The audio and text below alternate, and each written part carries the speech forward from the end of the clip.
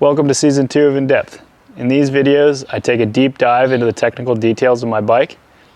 If that sounds boring to you, then these videos might not be for you. Today I'm going to talk about the new carbon fiber rear triangle I have for my downhill bike.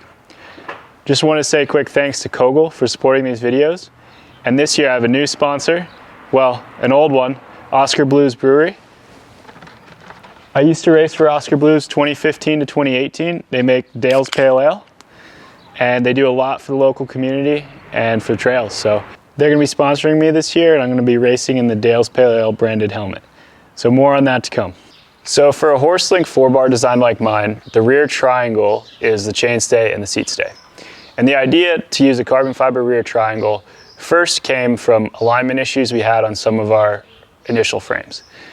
I will say that the aluminum ones have gotten a lot better, and Frank did a great job to make them straight and precise with the brake mount, the axle, and the pivot locations on the latest aluminum rear ends. But the first couple we had, we struggled to get the chainstay pivot to align, be the right width, and sometimes fitting those two spacers on either side of the bearing and getting the clevis for the chainstay pivot to slide over the seat stay was a nightmare, like a wrestling match. So we thought if we could make that perfectly aligned, it would be a lot easier for us. We also had trouble on some of the first ones with the brake mount being perfectly aligned. The very first frame I had, we had to run some spacers like what they used to do when they changed the front hub spacing to get the rotor to align. We had to do that on the rear end to get the brake mount on the frame to line up with where the rotor sat on the hub. So those are just some teething problems. Honestly, if those were the worst things that happened on the first frame we made, it really wasn't so bad. But going forward, it just felt like something that we could get perfect every time if it came out of a mold and everything was exactly where it should be. The other benefit to using carbon fiber for the rear end is the weight. Unsuspended mass is everything on the bike that moves with the suspension, or that, if the bike were heavy enough, would not pull the bike through its travel under sag. Imagine you're sitting on the flat ground and you push up on your axle instead of down on the pedals, the things that move when that happens. And the idea with that is that a reduction in weight in everything that's moving is going to make the suspension feel more free, and the inertia of it going from compression to rebound will be a lot less weight to change direction. So the suspension will be more active and supple and hopefully give a more desirable suspension feel. And the reason we did just a carbon rear triangle is that there's a lot of big upfront costs with tooling for carbon fiber. The molds to make them are the main cost associated, and they're really expensive. And using this rear end, I could use it on multiple frame sizes if I want to in the future. I can use it on an enduro bike or a downhill bike because I use boost hub spacing for my downhill bike already. So the same mold can be used for multiple different applications, where a front triangle mold is already going to be more expensive because it's bigger, and you would need a different one for each size of each model of bike you wanted to make. So for this rear triangle, I could amortize the cost over several bikes I want to make in the future, and locking these pivot points in doesn't limit my development that much because I can move everything I need to with the front triangle, the rocker link pivot points and the main pivot point. There's also not as much crucial alignment on the front end. Our front triangles are pretty simple. The points are pretty far apart from each other relatively, and the design's simple enough that the benefits of the precision alignment at the rear triangle wasn't as big of a concern on our front triangles. So for those reasons, this design made a lot of sense. Now the process to do this was a big learning experience for me. I initially had the idea talking to my friend Troyden, who just started Crestline Bikes. He has some downhill bikes that he made out of carbon fiber and an e-bike that he's working on as well. When he was working on his downhill bike, he talked to me a lot about some ideas for their geometry and kinematics, and I told him an open book of what I was doing and what I thought would work well, and then went back to him with some questions about how to manufacture things in carbon fiber and how he was going about it. So he made me an introduction to the factory that they use in Asia called VIP Composites.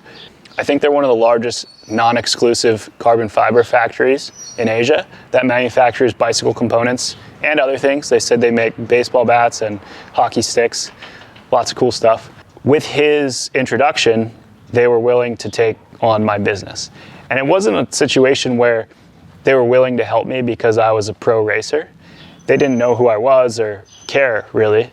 They took someone who was doing business with them's recommendation and was willing to talk to me because of that. I think also it was opportune timing. Other bike companies were maybe putting in less orders because sales were declining. So they were looking for opportunities to make stuff where in the past a small quantity of rear triangles wouldn't really be something they were interested in doing. They would want bigger quantity and complete frames and complete size runs. But they were open to talking to me about it. So once I had the intro to the factory, I sent them the 3D of my aluminum rear triangle and said, if we know that this one works and what all the tolerances are and what all the clearances are, we should just use these volumes to make an identical one out of carbon fiber that'll be lighter, stronger, and more precise. And that was my thought of how to do this. I then paid someone in their factory to do a carbon fiber 3D model, and they sent that to me, and I consulted with a couple friends of mine in the industry. I sent it to Ben, who designed my bike to begin with. I sent it to my buddy Dan Roberts, who was working for Scott as an engineer when I raced for their team, and now works for Raw. And he had a lot of experience with carbon fiber doing some of the Scott cross-country bikes and worked closely with manufacturing in Asia to get that stuff done.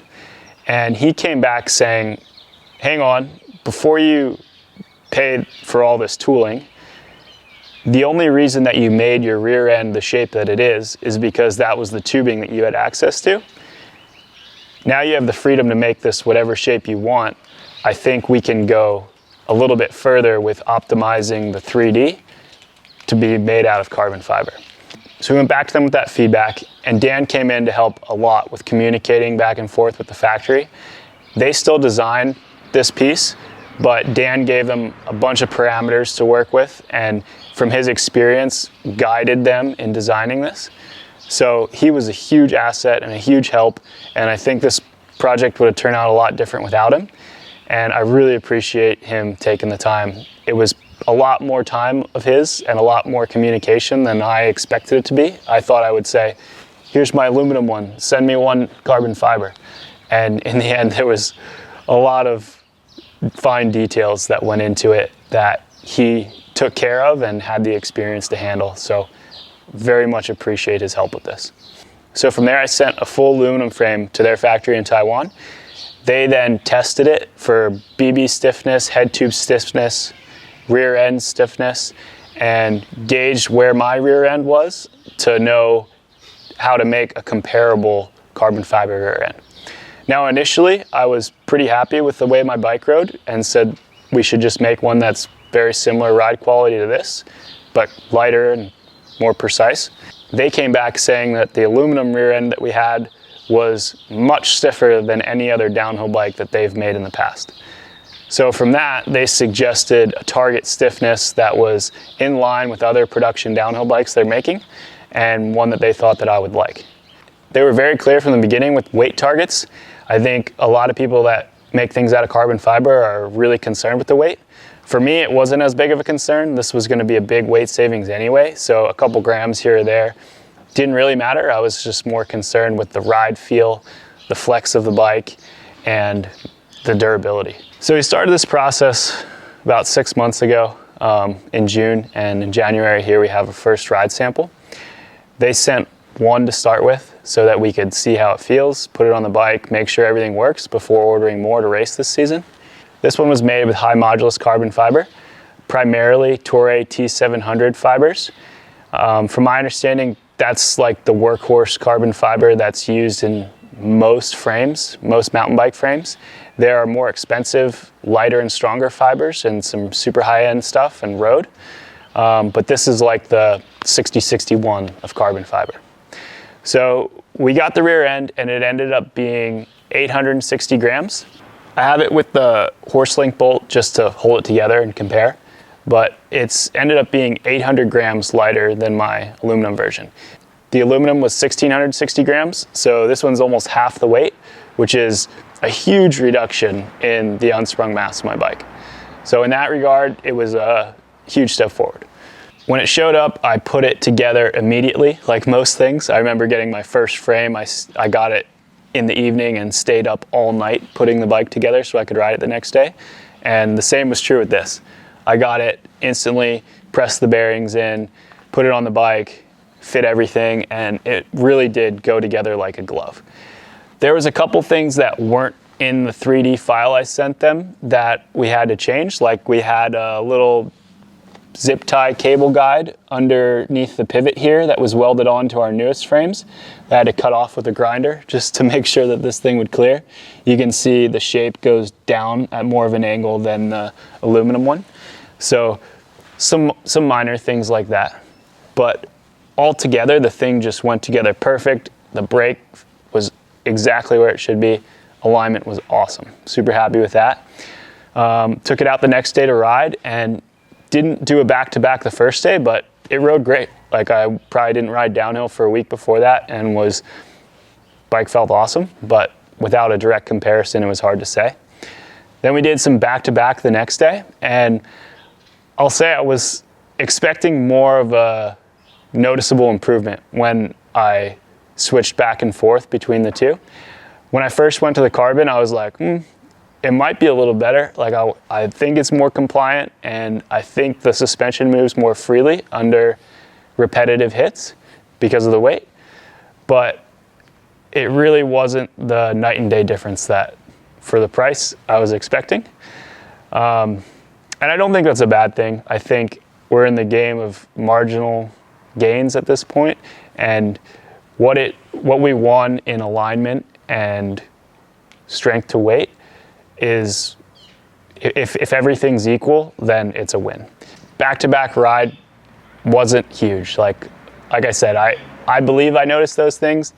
Logan hopped on the bike. We swapped back and forth between the two of us, and he said he couldn't feel a difference. So I was kind of hoping for a little bit more, but in the end, like I said, some big positives to it. So we're definitely going to race with it this season. A lot of the cost associated with carbon fiber is in the molds, and we've already paid that upfront cost. So it's better for the reasons that I already described. And each part is actually about the same price as the aluminum one. The aluminum rear end has a really nice one-piece main pivot yoke and a bunch of CNC parts that make it pretty expensive to get right. So since we paid for the mold and they're the same price, we're going to go forward with the carbon fiber. I do think that if you add together 10 little things that theoretically are better and might not make a huge noticeable difference, those 10 things could amount to something significant in the end. So you shouldn't push them to the side because it wasn't a huge improvement. So for carbon fiber manufacturing for bicycles, a huge advantage is the strength to weight. You can make the bikes a lot lighter for how strong they are. And I'd say the big drawback is really the upfront cost and all the tooling.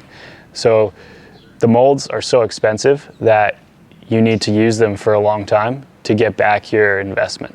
If you had unlimited money to spend and every time you wanted to move a pivot could afford a new mold, I think that probably would be the best way to do it. But you see a lot of brands will run the same frames for 3 to 5 years to get their money back out of those molds. And for me, it doesn't really make sense to do a front end mold because I would be limited to the development of my bike. Locking these pivots in, they're pretty neutral, so I can adjust my rocker link, the pivot locations that link up to the front triangle, and my main pivot to get any changes that I want out of the bike. So I've got some room to develop that further. And with aluminum, there's really not that much tooling for a frame. Like a jig to hold your pivot locations and to weld up a front end are a couple $1,000s in comparison to 20 times that to make a carbon fiber part. So I'm going to keep going with my aluminum front ends. I can also change those pivot locations and change the reach for different sizes, different bikes, and just use this one mold that I have to use this rear end on several bikes. And like I said, you win with the unsprung weight, you win with the alignment, and then it makes it possible for me because I can use the same piece on multiple bikes.